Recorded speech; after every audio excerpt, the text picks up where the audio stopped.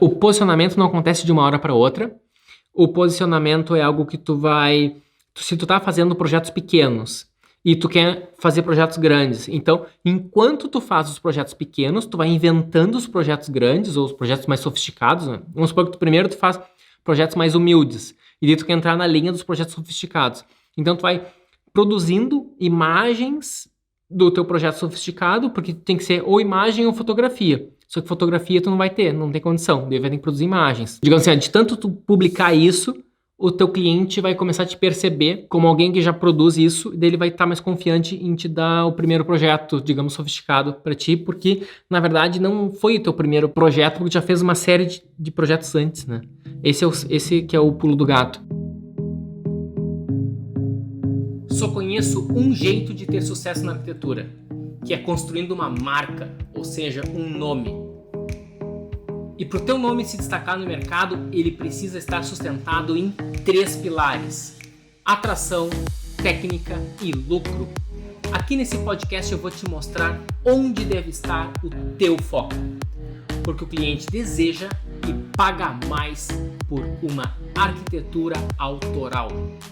O fato é o seguinte: aquele que vende projeto briga por preço. Aquele que vende assinatura escolhe o cliente com quem quer trabalhar. Seja bem-vindo ao podcast Estratégia Arquitetura, o podcast onde você vai conhecer as estratégias para você se destacar no seu mercado. E o tema de hoje é: posicione-se ou desapareça nesse mundo tão concorrido que é a nossa profissão na arquitetura. Posicionamento é a estratégia mais simples de se entender no marketing, a mais fácil de se compreender e a mais difícil de se executar. Bom, o que é posicionamento, né? Posicionamento, na verdade, é o que sintetiza todo o marketing. É quando tu te posiciona, tu tá dizendo pro mercado onde é que tu tá e para que tu veio para esse mercado, né? E quando a gente não se posiciona, a gente tá saltando de galho em galho e isso dá muita confusão pro mercado. E o mercado, na dúvida, ele não vai te escolher, não vai consumir de ti, não vai comprar de ti, porque não tá claro, né? As pessoas não compram os melhores produtos, elas compram aqueles produtos mais fáceis de entender e compram de quem elas confiam. Então, se tu for consistente, tu vai ter um posicionamento claro e as pessoas vão adquirir o teu produto, vão adquirir o teu serviço. Eu vejo a arquitetura como dois mundos possíveis de tu trabalhar na arquitetura. Tu está sendo competitivo por preço, tu tem um preço competitivo, isso faz com que tu tenha que ter muito giro de projeto, tu tem que ter um grande número de projeto para valer a pena. Tu vai estar, então, tendo que cobrar, digamos, mais baixo do que a maioria dos escritórios cobram, e tu vai ter que ter uma super eficiência para produzir tudo isso, e tu vai ter uma margem pequena em cada projeto, mas como tu tem muitos projetos, isso vai fazer com que tu ganhe dinheiro. Essa é uma estratégia que eu não uso, né? É um posicionamento de grande rotatividade de projetos. O posicionamento que eu uso é um posicionamento de diferenciação. Então, tu tem que ser bem diferente do que o mercado está produzindo, tem que se destacar no mercado, e esse destaque no mercado, na verdade, basta tu ser diferente do que o resto do pessoal está produzindo. Bom, por exemplo, se tu escolhe um nicho para trabalhar, por exemplo, tu pode escolher um nicho infantil, né? Trabalhar só com temas infantis. Esse tema infantil, ele pode estar extravasando somente para residencial, ou se tu quiser também, tu pode estar extravasando também para a área de comercial, educação. Mas, por exemplo, vamos supor que tu escolha só o residencial infantil e trabalha com interiores. Se tu tiver um posicionamento muito claro disso, todas as mães que já estão grávidas, planejando um bebê, ou já tem um bebezinho bem pequeno, ou até mesmo só planejando, né, só ainda em gestação, elas vão estar acompanhando o teu material, porque naturalmente tu tem como aparecer para elas, né? E se tu tiver um posicionamento claro, o teu escritório, o teu serviço vai ser um objeto de desejo para essas mães. Então, tudo isso é um posicionamento, né? Uma escolha que tu fez. E isso não vai acontecer de uma hora para outra. Isso vai Isso tu vai começar a te posicionar agora e de tanto insistir, né? Aquela frase muito boa, né? Água mole em pedra dura, tanto bate até que fura. De tanto tu insistir na mesma coisa, vai chegar um momento que tu vai ter um material sólido disso e aí tu vai se tornar um centro de desejo realmente desse teu público, tá? Caiu a ficha para mim da importância do posicionamento quando eu fiz um MBA em gestão empresarial na FGV. Na primeira aula de marketing, né, tive 2 aulas de marketing lá, 2 cadeiras de marketing. Uma era marketing convencional, e nesse marketing convencional o professor falava muito, né, da importância do posicionamento. Ele disse que marketing basicamente é posicionamento, né, e ele sempre falava, é a coisa mais simples de entender, super complexa de aplicar. Mas posicionamento é o básico do marketing, né? É o básico, é o fundamento e talvez é um conceito mega importante que a gente precisa entender. Cada vez que a gente reforça o nosso posicionamento, a gente fica mais competitivo, a gente fica mais claro a nossa intenção, nosso propósito para o mercado e a gente consegue naturalmente cobrar muito mais caro pelo nosso serviço. Por exemplo, esses dias eu botei no meu feed um projeto que eu tinha feito alguns anos atrás de uma casa muito grande e eu botei umas imagens do meu projeto da Casa das Araucárias. E eu tava olhando aquelas imagens e eu pensei, nossa, que imagem antiga, né? Hoje eu já estou usando ferramentas que conseguem fazer essa imagem bem melhor. E daí, ontem, eu peguei aquele projeto e dei uma arrumada nas imagens e hoje eu peguei e publiquei uma imagem que eu fiz ontem, né? Deixei renderizando à noite e hoje eu publiquei ela. O que essa imagem está mostrando, na verdade? Que tem uma casa que é realmente grande, ela é super linear, alongada, né? Então ela tem uma característica, digamos, bem contemporânea. Ela dá para notar que isso não é uma casa, por exemplo, de classe média, não é uma casa que tem poucos quartos, não seria uma casa para quem tem, digamos, só um carro, né? É uma casa, digamos, de alto padrão, tá? E essa casa, na verdade, ela tem 1.100 metros quadrados. Então, uma casa que tem 1.100 metros quadrados, então ela tem 6 suítes, tem 6 vagas de garagem, tem bastante coisa, né? Tem até uma casa de banho, né? Que seria uma piscina interna dentro dela. Mas ao fato de eu ter melhorado essa imagem, né? Que eu peguei ontem, só dei um up nela, né? Deixei ela mais bonita, mais empolgante. Ao fato de eu ter melhorado essa imagem e eu estar publicando essa imagem agora, eu estou reforçando o meu posicionamento.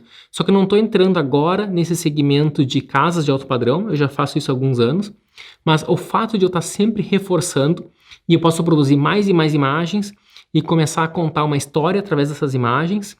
Que história que eu posso estar contando nessa imagem? Ela é uma casa na serra e ela contrasta, as linhas horizontais contrastam com as linhas verticais das araucárias, né? O nome dela é Casa das Araucárias, uma casa que tem 2 araucárias no meio do terreno, então a gente tinha um desafio de ter que preservar essas araucárias, elas não podiam ser cortadas e o cliente também não queria, né? Então tem essa área de esse fogo, esse fireplace, esse foguinho externo que fica no jardim e desse fogo todo mundo tá podendo contemplar a casa, né? Então nesse gramado da frente. Então tem uma história. Eu posso ainda dar mais riqueza de detalhes nessa narrativa conforme eu vou fazendo mais e mais imagens de uma casa como essa.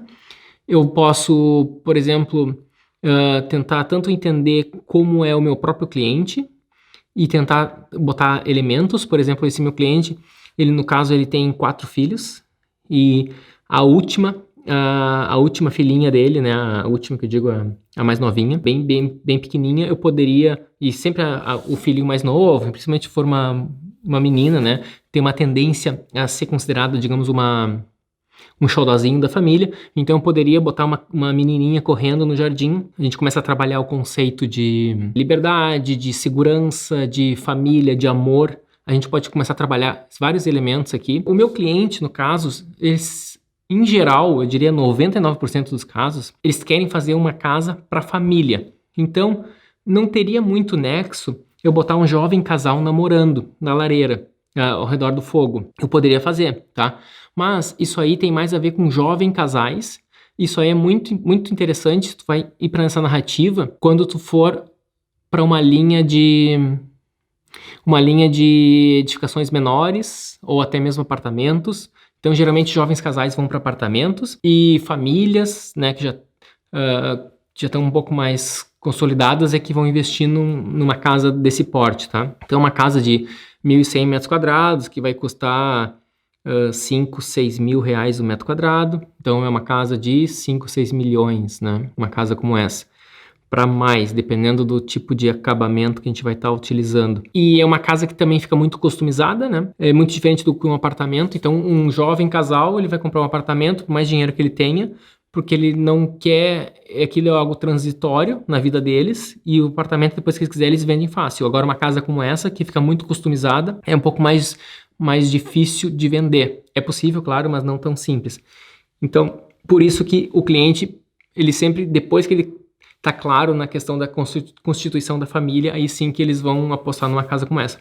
Então, eu posso estar trazendo elementos de família para os meus projetos e eu vou estar construindo esse posicionamento, que é uma versão sofisticada, de segurança, de estilo também, né? Então, a família, todo mundo ama a sua família, mas o background que vai querer que essa família cresça pode ser num background mais contemporâneo, pode ser nesse pano de fundo, né?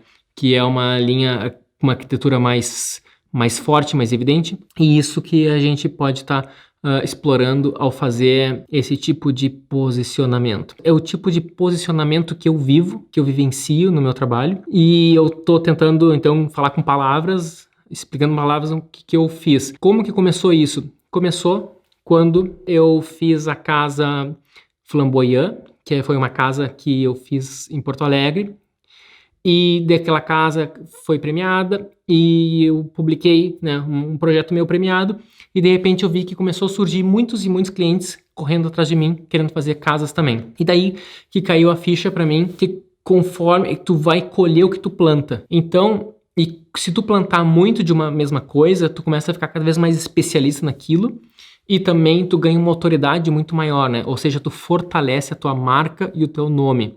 E conforme tu vai ousando e te diferenciando dos concorrentes, também tu vai ganhando um traço mais autoral. E quando tu consegue construir esse traço autoral, essa arquitetura autoral, aí sim tu tá sendo considerado uma espécie de artista. Esse artista pode cobrar o quanto quiser pela tua, né, pela própria obra, né? Então tu não tá mais cobrando por metro quadrado, mas sim tu tá cobrando pela tua assinatura. E quando tu começa a cobrar pela tua assinatura, aí sim é que tu começa a ganhar dinheiro com a arquitetura. Não é a única maneira de ganhar dinheiro com a arquitetura que eu conheço, mas é a melhor maneira de ganhar dinheiro com a arquitetura que eu conheço. Os grandes nomes da arquitetura que eu mais admiro, eles usam essa estratégia. Os grandes nomes internacionais dessa arquitetura, eles usam as duas estratégias. Eles são grandes, fazem muitos projetos e cobrando caro. Então, tipo Foster, né? Foster, ele tem muitos projetos no escritório deles, e eles cobram mais caro do que o padrão do mercado deles, né? É um projeto mais caro, mas ao mesmo tempo eles conseguem ter um grande volume disso. Então por isso que eles conseguiram ficar gigantes. Isso que tu tem que pensar no teu caso. Que nicho que tu vai atuar? Essa é uma pergunta bastante bacana, né? De se pensar. Se tu for atuar num nicho, foi o que tu mais fez projetos até então, tá?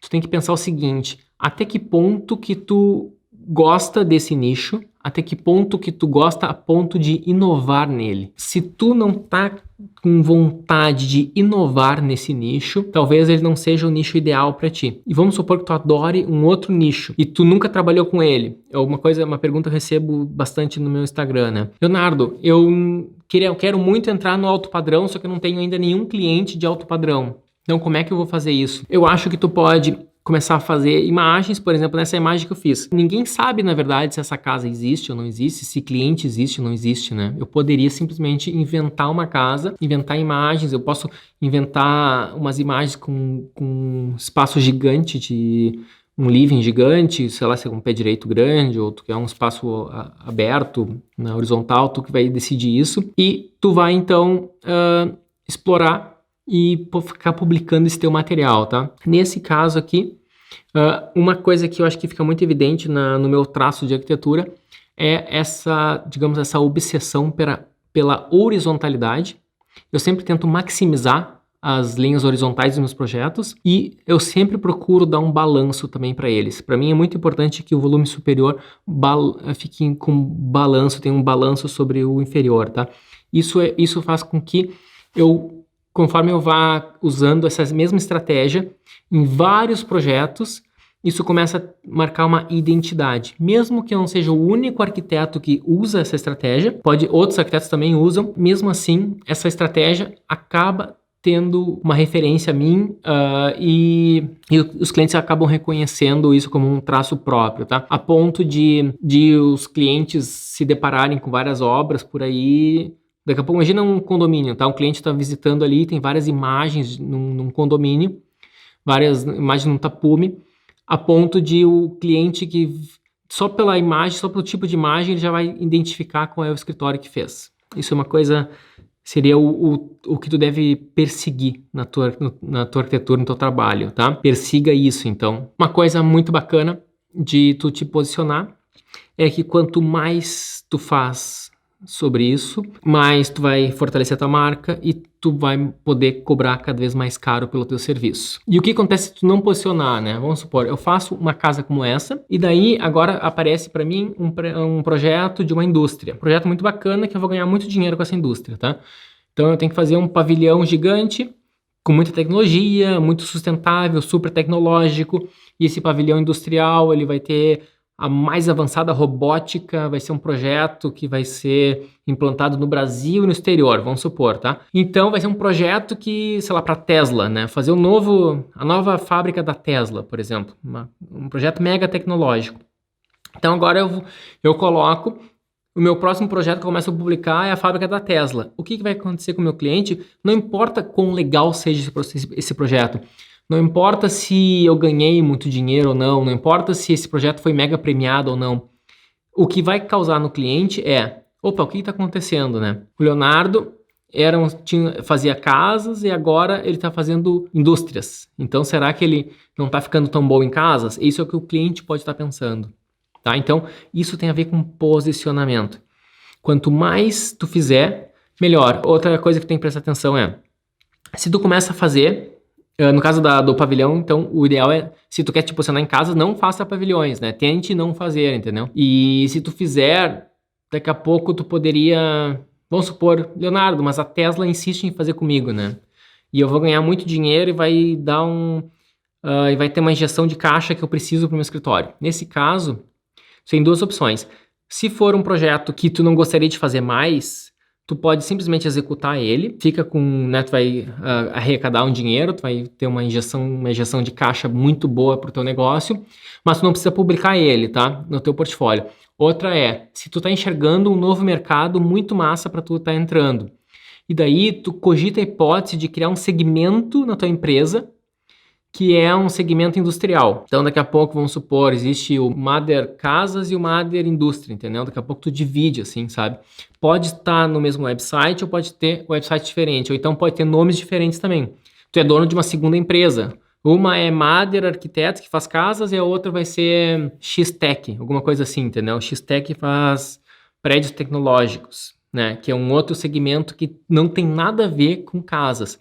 Então, tu pode ter essa nova empresa com outro nome e talvez essa empresa ela pode ter sócios, que é sócio só de uma empresa e não é da outra, e depois se essa empresa começa a crescer, pode vir um grande grupo internacional e querer comprar aquela empresa para tua, e ela nem está vinculada ao teu nome, melhor ainda, fica mais fácil, então tu pode vender essa empresa, né, que é a X-Tech, entendeu? A X-Tech que faz prédios tecnológicos e tu não misturou uma coisa com a outra. Isso é posicionamento. Tu, nesse caso...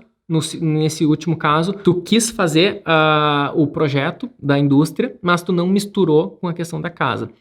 Outra coisa é, se eu quero entrar nesse segmento de casas grandes, mas de repente aparece um apartamentinho para mim de um conhecido, eu tenho que fazer aquela reforma daquele apartamento, daí eu não quero, se eu botar uma reforma num apartamento pequeno no meio do meu portfólio, do meu Instagram, que tem essas casas aqui, o que meus clientes vão pensar? Então, nesse caso, tu faz aquele apartamento, mas não divulga, tá? Então, tu atende o teu cliente, né? Faz o teu cliente ficar teu fã, mas não mistura com esse tipo de arquitetura que tu tanto tá buscando, tá? Que no meu caso é esse tipo de arquitetura aqui, casas de alto padrão. Eu tenho que entender muito como é o meu público, né? Se o meu público é sofisticado, então eu tenho que pensar o que ele faz. Ele viaja e ele vai em hotéis chiques. né? Então tem vários tipos de hotéis chiques. Tem hotéis que é tipo Dubai, que é tudo torneira de ouro, portas cheias de rococó, entendeu? Tudo muito branco laqueado, é um estilo, tá tudo certo com ele. Existe um outro estilo que é aquele chique despojado, que é rústico, que é um estilo fazano, um fazano Las Pedras, aquele fazano do Uruguai. Tem alguns hotéis no Brasil que estão indo nessa linha também, que são super caros e é muita pedra rústica, madeira rústica. É uma coisa que parece ser simples, mas é extremamente sofisticado, com altíssima qualidade. É uma linha diferente. E daí, tu vai ter que entender que o público que deseja, que gosta daquele estilo Dubai, ele tem certos sonhos e aspirações que talvez tenha muito mais vinculado a um status e muito mais para mostrar para os outros o que tem muito a ver com aparência, né? Em causar inveja, coisa assim. Então ele é mais ostentativo, essa é a palavra boa que eu estava buscando. É para ostentar, é uma arquitetura para ostentar. E existe uma outra que é aquele hotel que fica escondido no meio da mata, que geralmente quem vai nem divulga muito para os outros que vai. É uma coisa muito mais para ele, para a família ou para o casal, ou só para um encontro com amigos. Então não é para ostentar. E daí tu começa a entender o que motiva um ou outro, né? No meu caso, até falando desse meu projeto aqui, ali tem eu chamo de fireplace, né? Fireplace é uma lareira externa.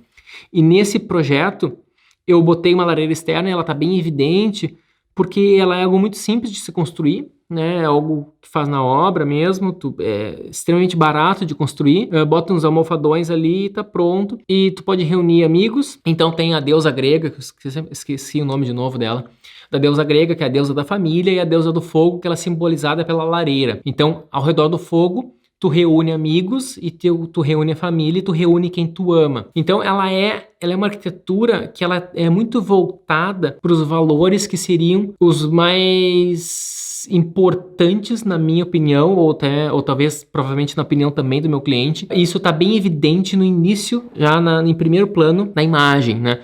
E isso aí mesmo não tendo nenhuma pessoa, mesmo não tendo nenhum cachorrinho correndo, né, com as orelhas voando, assim, nenhum Golden Retriever, né? Às vezes usavam os Golden Retriever correndo no gramado, que tem um símbolo muito forte, assim, né, de quem morava em apartamento sempre deseja.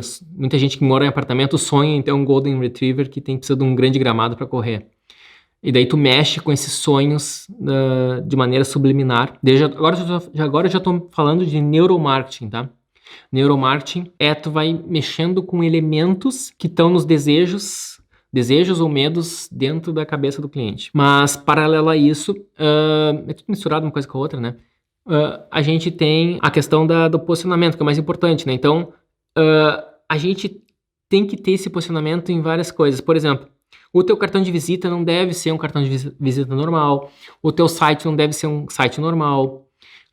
Os teus outros projetos é muito importante que não sejam projetos normais. O jeito que tu pode tentar criar, né, dentro do possível, uma maneira personalizada de atender um telefone, sei lá, criar um mimo pro cliente, entendeu? Daqui a pouco um cliente fechou contigo, tu inventa. Eu sempre quis fazer isso, eu fiz poucas vezes, na verdade, nunca consegui.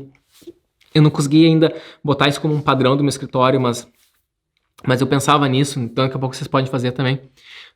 Um cliente que fecha com vocês pegam, mandam entregar na casa dele, uma caixinha de bombom, uma florzinha, alguma coisa assim, sabe? Esses pequenos gestos pode ser muito bacana. O posicionamento não acontece de uma hora para outra. O posicionamento é algo que se tu tá fazendo projetos pequenos e tu quer fazer projetos grandes, então, enquanto tu faz os projetos pequenos, tu vai inventando os projetos grandes ou os projetos mais sofisticados, né? Vamos supor que primeiro tu faz projetos mais humildes, e daí tu quer entrar na linha dos projetos sofisticados. Então, tu vai produzindo imagens do teu projeto sofisticado, porque tem que ser ou imagem ou fotografia. Só que fotografia tu não vai ter, não tem condição, daí vai ter que produzir imagens. Digamos assim, de tanto tu publicar isso, o teu cliente vai começar a te perceber como alguém que já produz isso, e daí ele vai estar mais confiante em te dar o primeiro projeto, digamos, sofisticado para ti, porque, na verdade, não foi o teu primeiro projeto, porque já fez uma série de projetos antes, né? Esse que é o pulo do gato. Por exemplo, como é que eu descobri isso? Porque eu tava com o meu site, até hoje tá assim, tá? A maioria das imagens que estavam no meu site, ficaram por muitos, muitos anos, eram só renders. E mesmo assim, uma série de clientes queriam me contratar para fazer casas bacanas comigo. Só que eles não tinham como verificar se aquelas casas renderizadas que eu tinha, elas realmente existiram, se eram de clientes reais ou não. Eles simplesmente olhavam, gostavam e queriam me contratar. Então foi assim que eu descobri isso, tá? É bem interessante a gente entender como que vem, da onde vêm as ideias, né? Então não é uma coisa que eu criei, eu li num livro, foi o que eu vivi.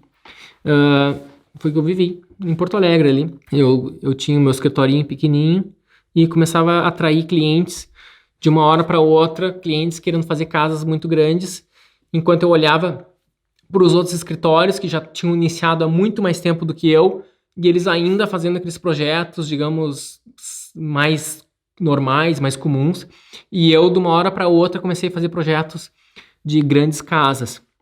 E uma coisa muito legal é que mesmo tendo o escritório que é referência na cidade, no mercado, para residência de alto padrão, no momento em que eu fui para uma linha que ela é muito mais horizontal, que ela é muito linear, que ela é extremamente contemporânea, eu consegui ter uma diferenciação eu consegui me diferenciar do meu concorrente, que o meu concorrente, no caso, é concorrente, digamos, da cidade, tá? E que o concorrente da cidade, ele faz aquela casa que não é tão horizontal, ela é um pouco mais quadradinha, né? E essa daqui é uma casa extremamente horizontal, ela é uma casa, parece um avião, assim. E daí, quem gosta desse tipo de arquitetura começou a ser atraído e começou a me contatar. E o bom disso é que eles já buscavam alguma coisa assim. Isso é muito importante também, né? Conforme tu vai te posicionando, tu tá afastando quem não gosta disso. Então, se eu simplesmente usasse palavras e falasse assim, ó, faço casas de alto padrão, só isso. E todo mundo pega e diz, o Leonardo faz casas de alto padrão. Mas se ninguém visse as imagens, eles poderiam chegar e querer fazer casas de alto padrão no estilo Dubai.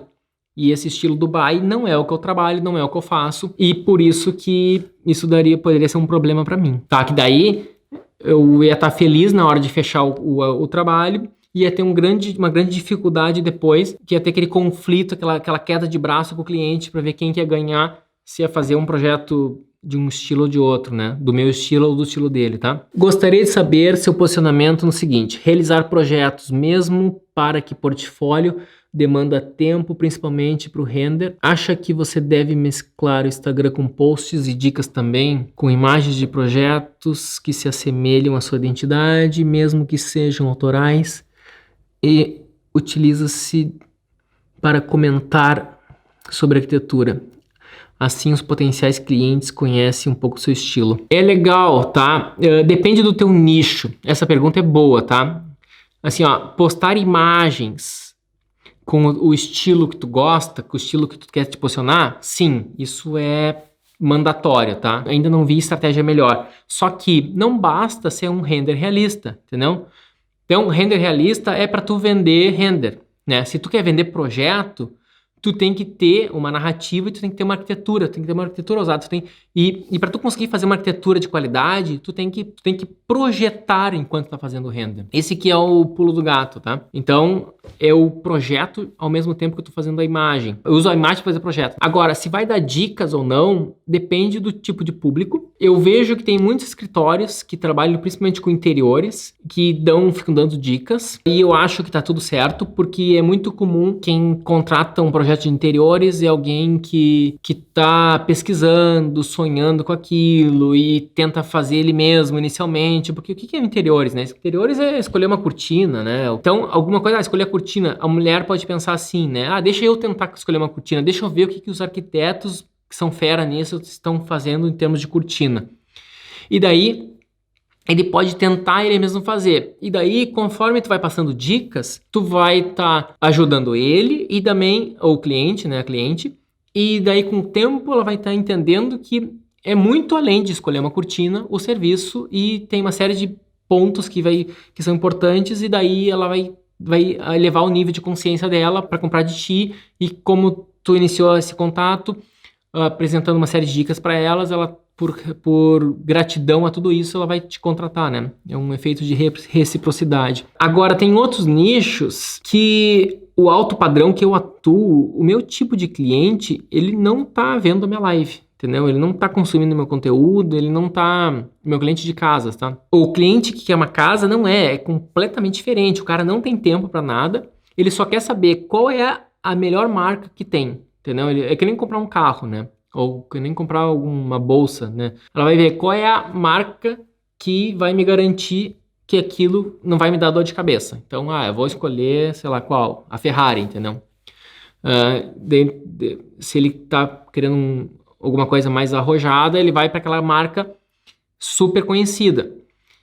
Alguns pesquisam tanto e vão descobrir que existe carros que é melhor que Ferrari, mas daí tá num lado B da coisa, que também é um outro nicho interessante de atuar. Mas tudo também tem marca, né? Daí é uma marca mais seleta. São nichos de posicionamento mais escassos, que é uma outra variante disso. E também são sempre super caros. Moral da história, para não deixar vocês confusos. O altíssimo padrão, eu acho que ele não está atrás de dicas, ele não vai consumir dicas. Agora, dependendo do nicho que tu for atuar, interiores eu acho que é bem interessante tu ir para dicas.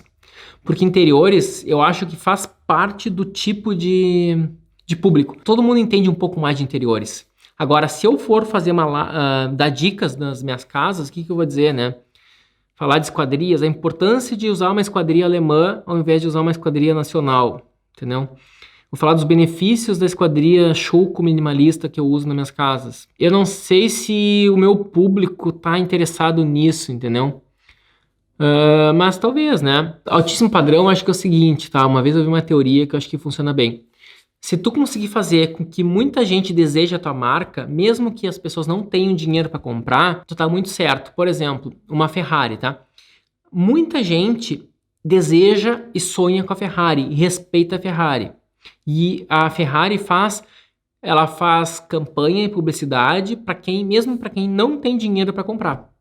Porque ela tá querendo fortalecer a marca mesmo para quem não tem grana para comprar Ferrari, porque ela quer que as pessoas comecem a usar a camiseta da Ferrari, comecem a usar o boné da Ferrari, e que crianças comecem a usar a Ferrari, comecem a comprar brinquedinho da Ferrari. Porque daí, quando o cara tem grana, ele sabe que a Ferrari tem o status que todo mundo deseja e ele tem o dinheiro para comprar, então ele vai lá e compra a Ferrari. E o dia que ninguém souber, por exemplo, existem marcas que são melhores que Ferrari, só que ninguém conhece. Então, o cara que tem grana, o Sheik árabe, por exemplo, ele vai preferir comprar a Ferrari do que aquela marca que é melhor que a Ferrari, porque a Ferrari dá o status que ele quer. Todo mundo vai reconhecer que aquela é uma Ferrari, porque se ele comprar um carro que ninguém conhece, sei lá, um carro sueco lá, que é 1000 vezes melhor que a Ferrari, por exemplo, que tem alguns lá da Escandinávia, que eu esqueci o nome, que são melhores que Ferrari. E se ele comprar aquele carro, ninguém conhece aquele carro, nem eu não me lembro do nome dele, e ele não vai ter o status e o reconhecimento que ele gostaria de ter, tá? Então, no alto padrão, acho que isso funciona muito bem. Eu acho que uma coisa que eu aprendi, principalmente no marketing digital te faz tu ter um resultado muito rápido, né? Testa, entendeu? Vai fazendo, vai atraindo... faz um período, estabelece um período da tua vida ali. Faz 3 meses dando dicas. E daí tu vai ver se nesses 3 meses veio algum cliente. E quando vier um cliente, tu pergunta o que foi que fez ele... Por que ele te escolheu, tá?